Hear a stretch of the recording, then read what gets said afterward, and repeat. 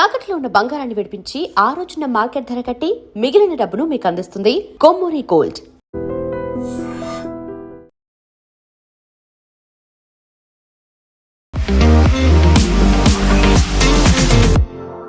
నమస్తే, నేను Kavitha. Welcome to I dream news and నిజాలు. ప్రపంచం ఇప్పుడు ఒక కాస్ట్లీయెస్ట్ యుద్ధాన్ని చూస్తోంది. అందులో కూడా ఇరాన్ చాలా చిన్న దేశం, ఎక్కువగా ఆయుధ సామాగ్రి లేదు, తొందరగానే యుద్ధం ముగిసిపోతుంది అని ఇజ్రాయెల్, అమెరికా భావించినప్పటికీ ఎక్కువ సామర్థ్యం ఉన్నటువంటి మిసైళ్లని ఇరాన్ మీద ప్రయోగించాల్సినటువంటి పరిస్థితి వస్తోంది. ఇరాన్ మాత్రం చాలా సింపుల్గా డ్రోన్ టెక్నాలజీతోనో యుద్ధాన్ని కొనసాగిస్తోంది, అనుకున్న లక్ష్యాలని వెళ్తోంది. బట్ ఈ యుద్ధం ఎంతకాలం కొనసాగుతోంది? అల్టిమేట్గా ఎవరు విన్నర్ అవుతారు? మనతో పాటుగా ఉన్నారు సీనియర్ జర్నలిస్ట్ సురేష్ కొచ్చదిల్ గారు. సార్ నమస్తే.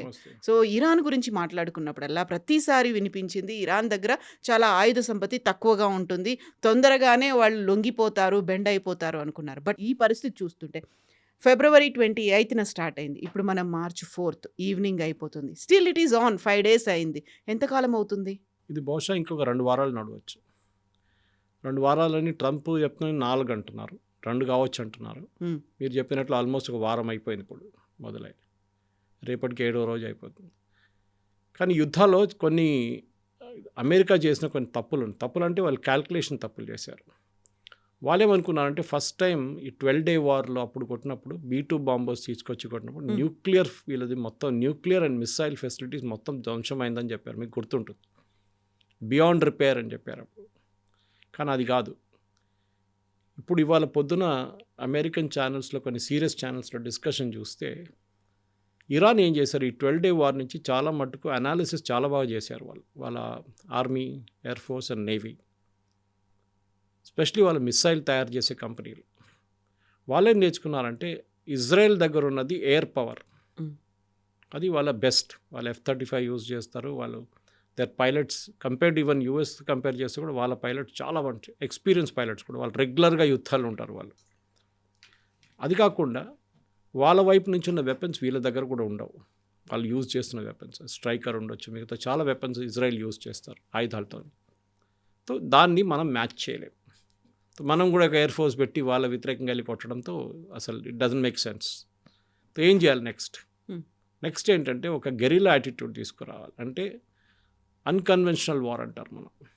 యుద్ధం అనగానే మన బాహుబలి సినిమాలాగా ఇక్కడ ఒక 5,000 మంది, అక్కడ ఒక 5,000 మంది, లేకపోతే ఇక్కడ 10,000 ఇక్కడ 10,000 ఎదురుగా ఫిజికల్గా నిలబడి ఉంటారు, ట్యాంకులు ఉంటుంది.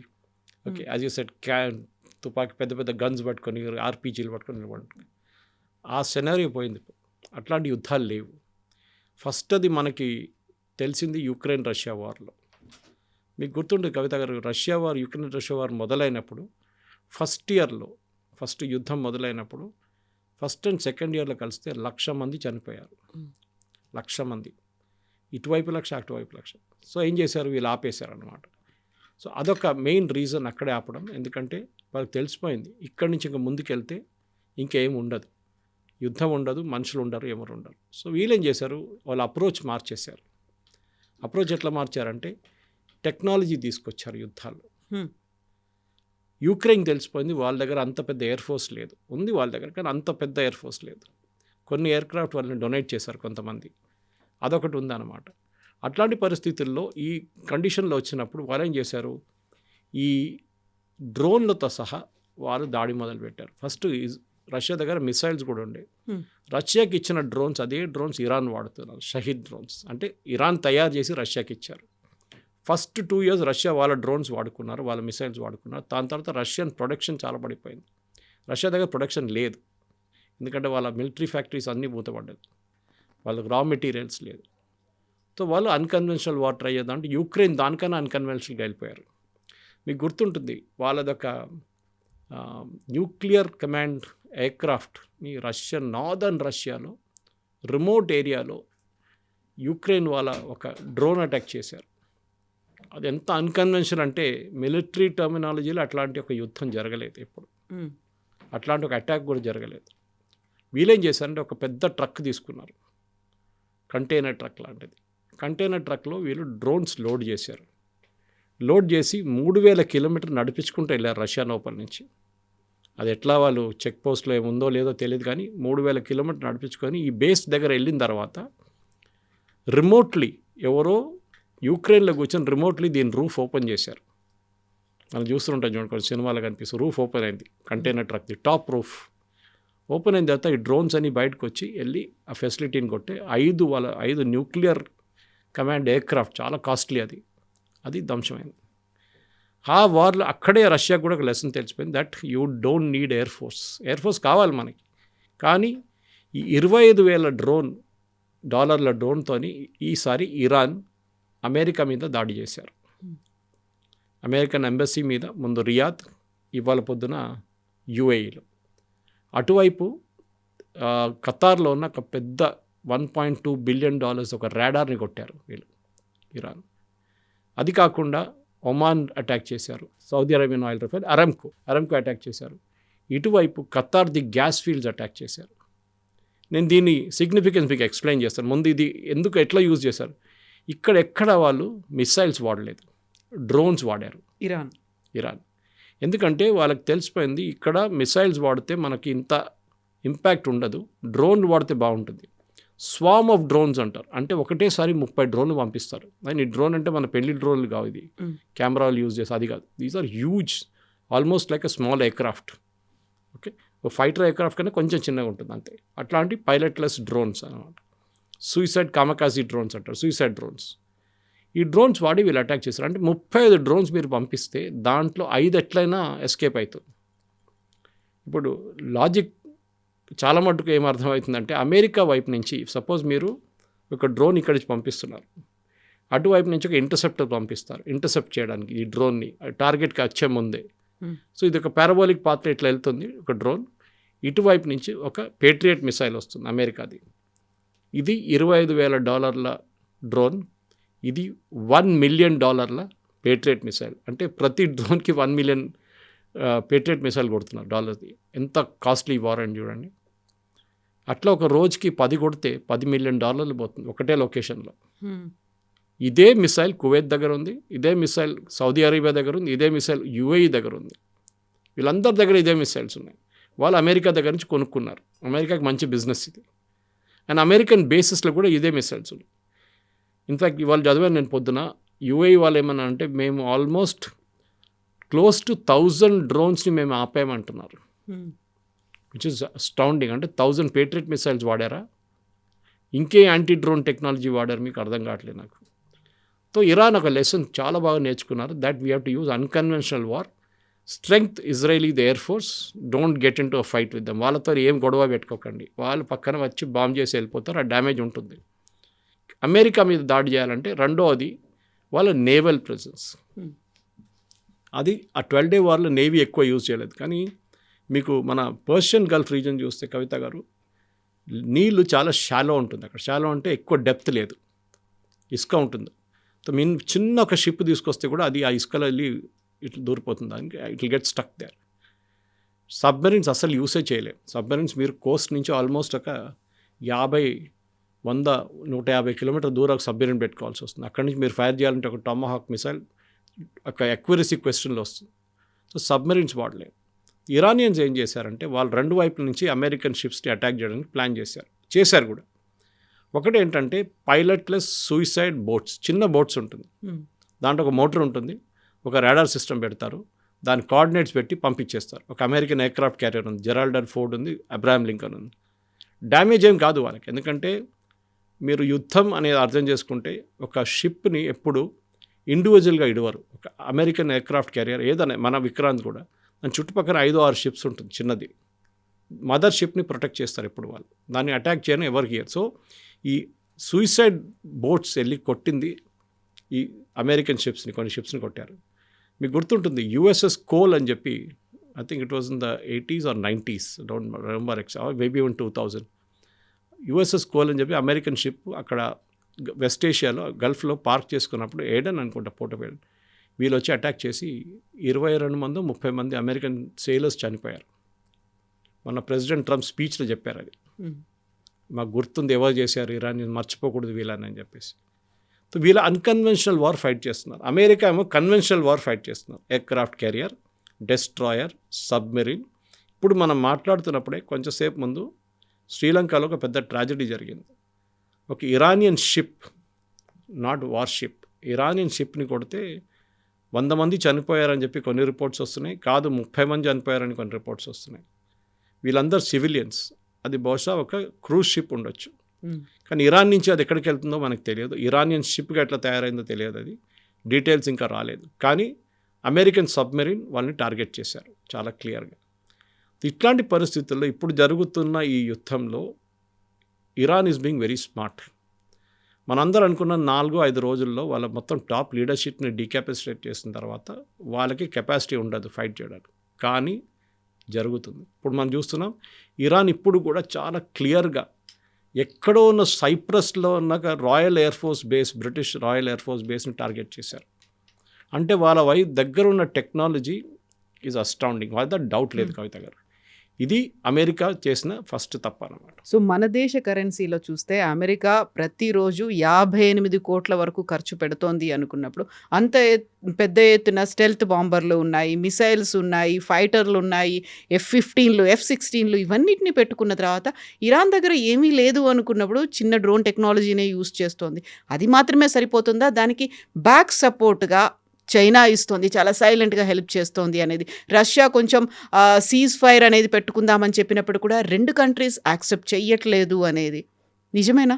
రష్యా అయితే ఇప్పుడు ఏం చేయట్లేదు. రష్యా స్టేట్మెంట్ ఇష్యూ చేస్తున్నారు అంతే. We condemn this, we condemn that అని. రష్యాకి వాళ్ళ ప్రాబ్లమ్స్ ఉన్నాయి యుక్రెయిన్తో. ఇన్ఫ్యాక్ట్ ఆ వార్ అందరూ మర్చిపోయారు పాపం. వాళ్ళు ఎవరు పట్టించుకోవట్లేదు. ఇప్పుడు అసలు పట్టించుకోవట్లేదు. ట్రంప్ ఏమన్నారు, నేను అన్ని యుద్ధం ఆపడానికి వచ్చాను చెప్పి మంచి ఇంకో కొత్త యుద్ధం మొదలుపెట్టాడు ఇక్కడ. ఎనీవే, చైనా వాళ్ళ వైపు నుంచి శాటిలైట్ ఇమేజరీ ఇస్తున్నారు ఇరాన్కి. అదొకటి అమెరికా కూడా అంగీకరించారు అది. ఇదే పని వాళ్ళు పాకిస్తాన్కి హెల్ప్ చేశారు ఆపరేషన్ సింధూర్ టైంలో. రియల్ టైం శాటిలైట్ ఇమేజరీ ఇచ్చారు. ఓకే, దానికి కారణం వాళ్ళు ఏం చెప్తున్నారంటే, వాళ్ళు సప్లై చేసిన రాడార్కి రియల్ టైం శాటిలైట్ ఇన్ఫర్మేషన్ కావాలి, పాకిస్తాన్కి మేమే సప్లై చేసాం, వాళ్ళు అది వాడుకోవాలంటే మేము శాటిలైట్ ఇమేజరీ ఇస్తేనే అది వాడుకోవచ్చు వాళ్ళంటారు. ఇరాన్ కేసులో కూడా బహుశా అదే వాళ్ళు చెప్తారు వాళ్ళు, ఎందుకంటే ఇరాన్కి సప్లై చేసిన అదే radar systems China. So radar ఎట్లా పనిచేస్తుందండి without information, real time information కావాలి, దానికోసం వాళ్ళకి ఇన్ఫర్మేషన్ ఇచ్చాం, యాజ్ పర్ కాంట్రాక్ట్ అంటారు. ఎనీవే, చైనీస్ అది పని చేయలేదు. పాకిస్తాన్ వైపు మనం కొట్టుపడేసాం, ఇక్కడ యూఎస్ వాళ్ళు కరప్ట్ చేసేసారు దాన్ని మొత్తం. అంటే ఆ సైబర్ అటాక్ నడిపించారు దాని మీద. అది ఇంకో పెద్ద స్టోరీ యాక్చువల్. యూఎస్ ఏం చేశారు, ఫస్ట్ డే సాటర్డే కన్నా ముందు, సాటర్డే మార్నింగ్ అక్కడ ఇజ్రాయలీ ఎయిర్ ఫోర్స్ 200 ప్లేన్లు ఇజ్రాయెల్ నుంచి బయలుదేరిన టైంలో యూఎస్కి 2 కమాండ్స్ ఉన్నాయి. సైబర్ కమాండ్ ఒకటి ఉంది, స్పేస్ కమాండ్ ఒకటి ఉంది. మన దగ్గర సైబర్ కమాండ్, స్పేస్ కమాండ్ లేదు. మన ఇస్రోని యూజ్ చేస్తాం మనం స్పేస్ కోసం. వాళ్ళ వైపు సైబర్ కమాండ్. వాళ్ళు ఏం చేస్తారంటే ఎలక్ట్రిసిటీ నెట్వర్క్, టెలికాం నెట్వర్క్ దీంట్లో దూరిపోతారు. మొత్తం డిసేబుల్ చేసి పడేశారు ఆ రోజు పొద్దున.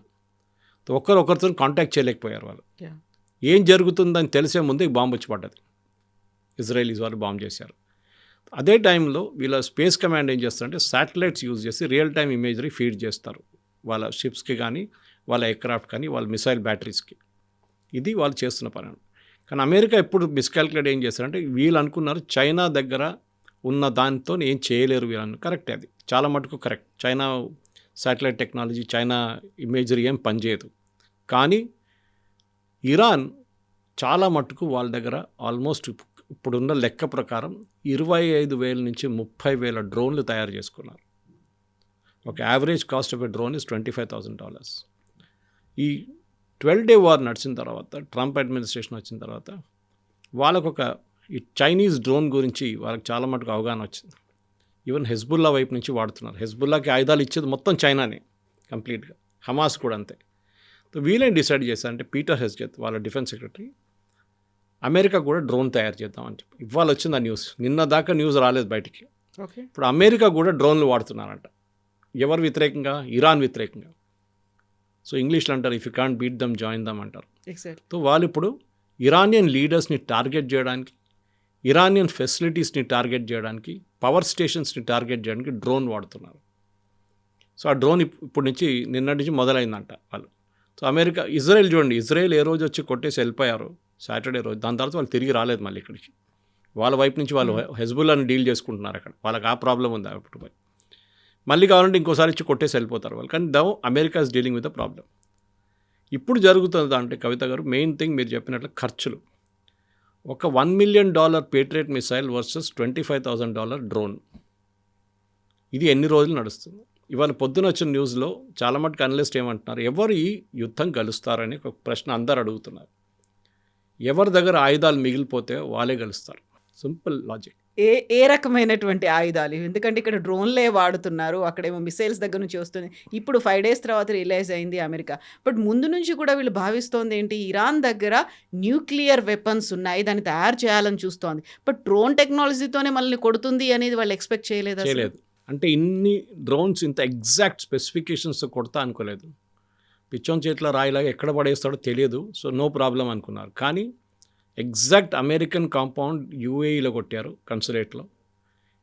రియాద్లో ఉన్న అమెరికన్ కన్సులేట్ని కొట్టారు. పామ్ జుమేరా దుబాయ్ని కొట్టారు. దుబాయ్ ఎయిర్పోర్ట్ కొట్టారు.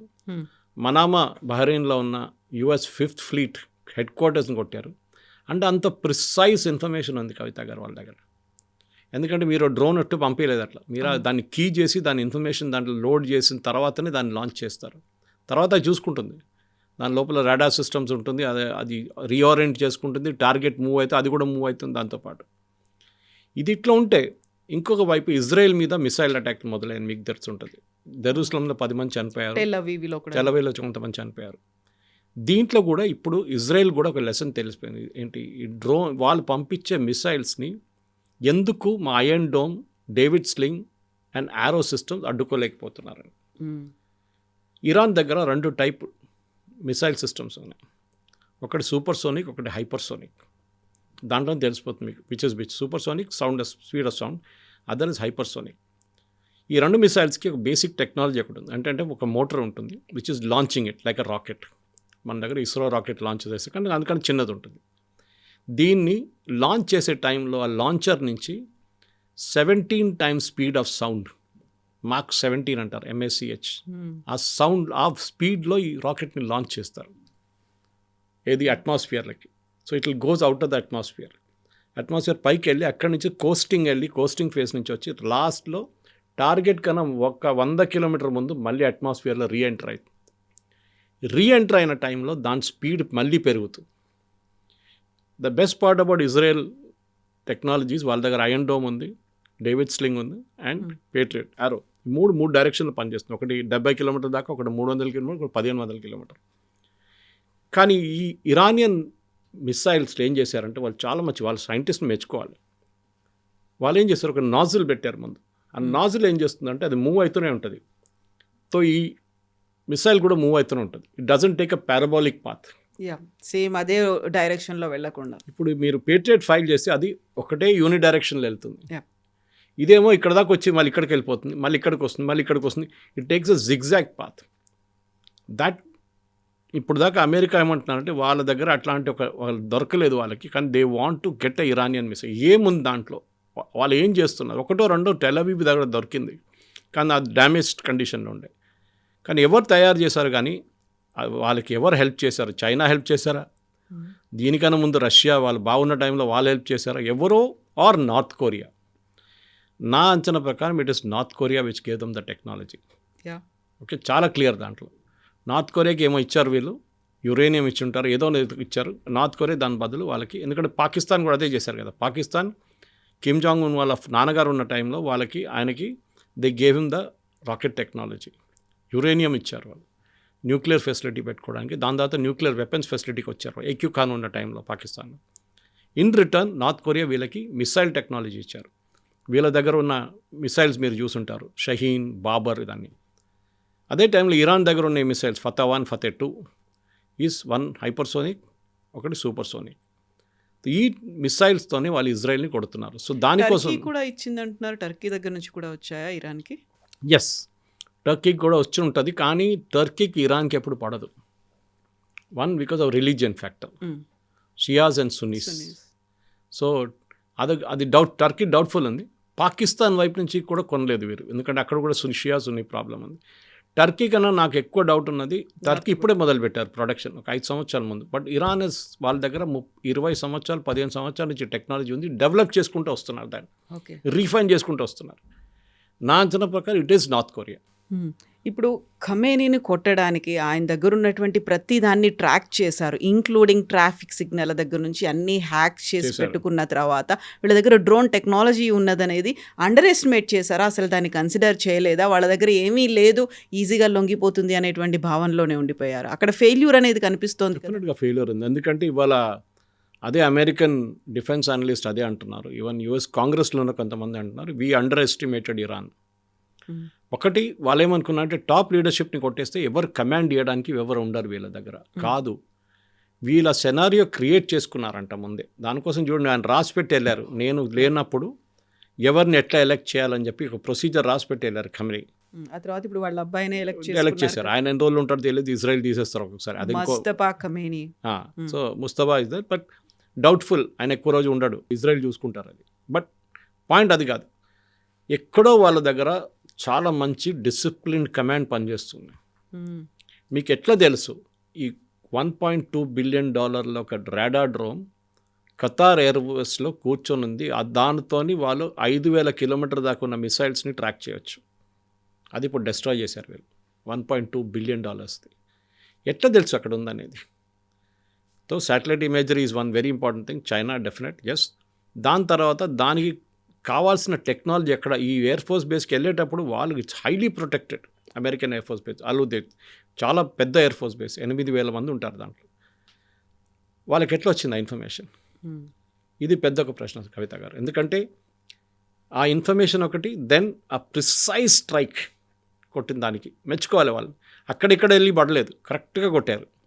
నేను చెప్పాను చూడండి, అమెరికన్ ఎంబసీ కరెక్ట్గా టార్గెట్ చేశారు వాళ్ళు. దుబాయ్ ఎయిర్పోర్ట్ కరెక్ట్గా టార్గెట్ చేశారు. ఈవెన్ సౌదీ అరేబియాలో ఉన్న టార్గెట్స్, అరామ్కోని టార్గెట్ చేయడం అంత ఈజీ కాదు. Even it's heavily protected refinery, దాన్ని కూడా కొట్టారు వాళ్ళు. బహుశా ఎక్కువ రోజు ఉండలేరు, అదొక ఒకటి ఉంటుంది. నేను చెప్పాను చూడండి, ఎవరి దగ్గర ఎక్కువ రోజు ఆయుధాలు ఉంటుందని. అది అమెరికా దగ్గర ఎప్పుడైనా కన్సిస్టెంట్ ఫ్లో ఉంటుంది. వాళ్ళ కాంట్రాక్టర్స్ చూసుకుంటారు, వాళ్ళు తయారు చేసి ఇస్తారు, వాళ్ళ ఫ్యాక్టరీస్ ఓవర్ టైం పనిచేస్తారు, ఏదైనా జరగచ్చు. కానీ ఇరాన్ ఏం చూపించారంటే, మేము వెళ్తూ మిమ్మల్ని కూడా తీసుకెళ్ళిపోతామని చెప్పి వాళ్ళు చేస్తున్నారు చేస్తున్న దాంట్లో. బహుశా ఒక గ్రౌండ్ ఫోర్స్ ఆపరేషన్ జరుగుతూనే ఇరాన్లో ఒక మార్పు రావచ్చు. దానికి నిన్న రాత్రి నుంచి CIA, central intelligence agency, Kurdish workers party, Kurdistan workers party అని చెప్పి ఇరాన్లో ఇరాక్ బార్డర్లో కర్డిస్తాన్ గ్రూప్స్ ఉన్నారు. వాళ్ళు ఒక రెబెల్ గ్రూప్, వాళ్ళు ఎప్పటి నుంచో ఉన్నారు. వాళ్ళు అప్పుడప్పుడు దాడి చేస్తుంటారు. ముందు ఇరాక్ మీద చేస్తుంటే, ఇరాన్ మీద చేస్తుంటే, అక్కడ సిరియా వైపు కూడా ఉన్నారు వాళ్ళు. అక్కడ వాళ్ళకి ప్రాబ్లం టర్కీతో ఉంది. వాళ్ళకి నిన్న ఒక 4 రోజుల నుంచి they are giving them training, ఆయుధాలు ఇస్తున్నారంట. అంటే వాళ్ళేమంటున్నారు, మీరు ఇరాన్లో దూరి ఇరాన్లో ఉన్న అసెట్స్ మీద కొట్టండి, మేజర్ అసెట్స్ మీద. పవర్ ప్లాంట్ ఉండొచ్చు, రోడ్ ఇన్ఫ్రాస్ట్రక్చర్ ఉండొచ్చు, బ్రిడ్జెస్ ఉండొచ్చు, ఆర్మీ ఇన్స్టలేషన్స్ ఉండొచ్చు, రెవల్యూషనరీ గార్డ్స్ ఉండొచ్చు, వీళ్ళందరినీ మీరు కొట్టండి అంట. కవిత గారు, మనకు మాట గుర్తుపెట్టుకోవాలి, ఇరాన్ చేస్తున్న అటాక్ ఎందుకు చేస్తున్నారు? సౌదీ అరేబియా మీద, అరామ్కో మీద ఎందుకు అటాక్ చేశారు? వాళ్ళ ఆయిల్ ప్రొడక్షన్ ఆపేశారు కూడా వాళ్ళు. ఖతార్ మీద గ్యాస్ ప్రొడక్షన్ మీద కొట్టారు. ఎందుకు? ఖతార్ గ్యాస్ ప్రొడక్షన్ ఆపేశారు. స్ట్రేట్ ఆఫ్ హార్ముజ్ బంద్ చేసి పడేశారు. మైన్స్ పడేశారు అక్కడ. బేసిక్లీ తాళం వేయలేము కదా, మైన్స్ పడేశారు అక్కడ. దుబాయ్ ఎయిర్పోర్ట్ మీద దాడి చేశారు, ఎందుకంటే వాళ్ళు రాయిల్ లేదు, ఎయిర్పోర్ట్ టూరిజం వాళ్ళది. నిన్న చూసుంటాం మన దుబాయ్ మాల్లో క్రౌన్ ప్రిన్స్ అందరూ తిరుగుతున్నారు, ఎందుకంటే they give a confidence that everything is okay అనమాట. అర్థం చేసుకోవాలంటే జియో పాలిటిక్స్లో ఒక చాలా పెద్ద ఎక్స్ప్లెనేషన్ దీనికి ఉంది. అమెరికాలో నంబర్ 1 ఇన్వెస్టర్ ఇప్పుడు అమెరికన్ స్టాక్ మార్కెట్స్లో, అమెరికన్ ఏఐ కంపెనీస్లో అందరికన్నా ఎక్కువ పెట్టుబడి పడేది ఈ జీసీసీ కంట్రీస్. సౌదీ అరేబియాకి ఒక ఫండ్ ఉంది, దుబాయ్కి దానికన్నా పెద్ద ఒక ఫండ్ ఉంది, ఖతార్ ఫౌండేషన్ ఉంది. వీళ్ళందరూ ట్రిలియన్స్, బిలియన్స్ కూడా కాదు, ట్రిలియన్స్ ఇన్వెస్ట్ చేస్తారు అమెరికన్ స్టాక్ మార్కెట్లో, అమెరికన్ ఏఐ కంపెనీస్లో.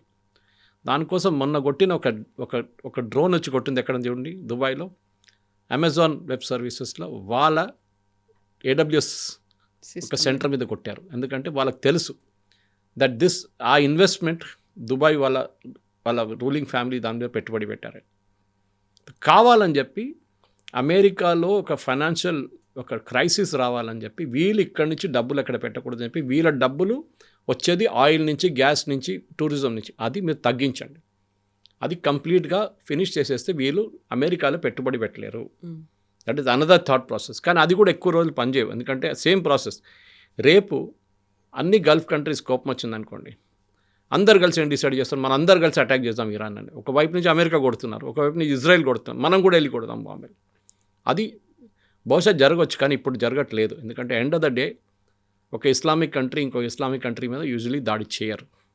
అది ఒక్కొక్కటే కాన్ఫిడెన్స్ ఉంది ఇరాన్కి. బట్ ఇరాన్ చేస్తోంది కదా ఆ పని.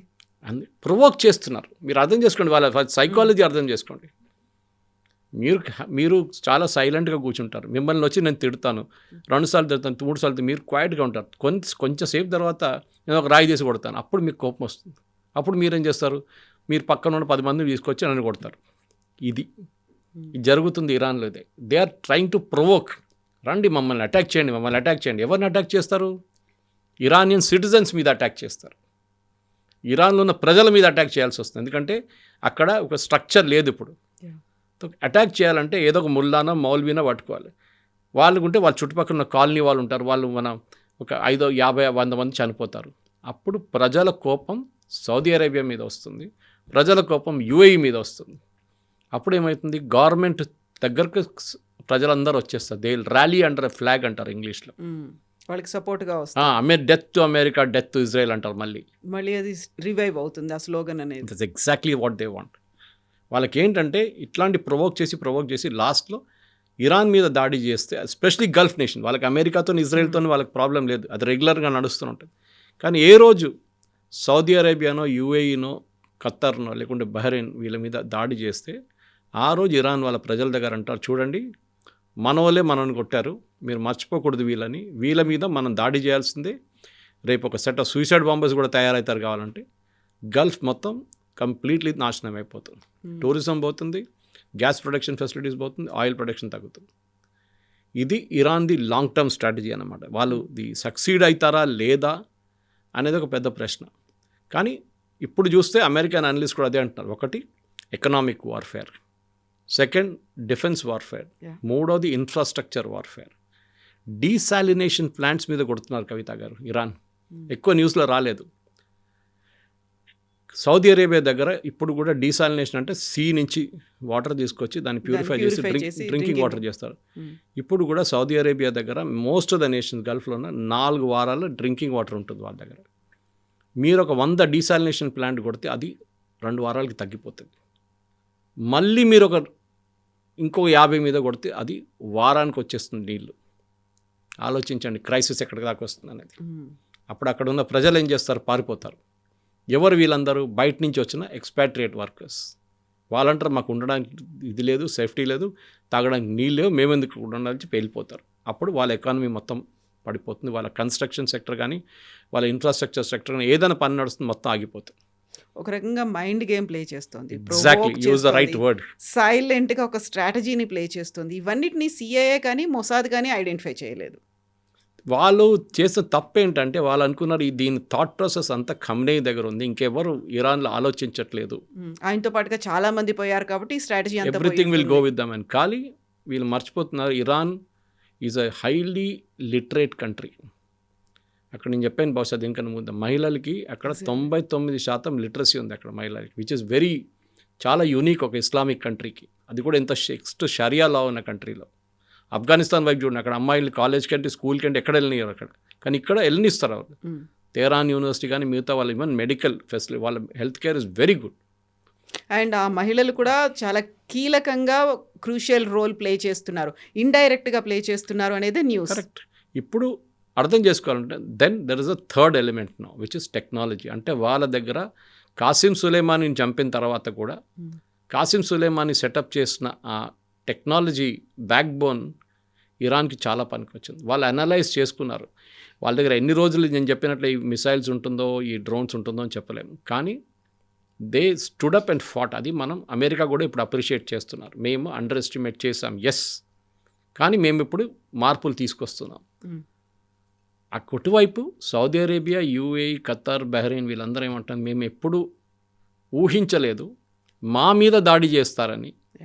ఇప్పుడు మా మీద దాడి చేశారు, మమ్మల్ని ఇప్పుడు ఏం చేయమంటారు, మేము దే ఆర్ నాట్ రియాక్టింగ్. చూడండి, వాళ్ళు ఎవ్వరూ రియాక్ట్ కావట్లేదు. వాళ్ళు చెప్తున్నారు స్టేట్మెంట్, ఖతార్ అన్నారు we will not take this lying down. ఏం చేస్తారండి మీరు రేపు అటాక్ చేస్తే ఇరాన్, వాళ్ళు మీ మీద ఒక 50 మిసైల్ పడేస్తారు, 50 డ్రోన్లు పడేస్తారు, ఏం చేస్తారు? మీ మొత్తం మీ ఇన్ఫ్రాస్ట్రక్చర్, నేనైతే ఎట్లయినా పోయాను, నిన్ను కూడా ముంచేస్తానని చెప్పి అది చేస్తారన్నమాట.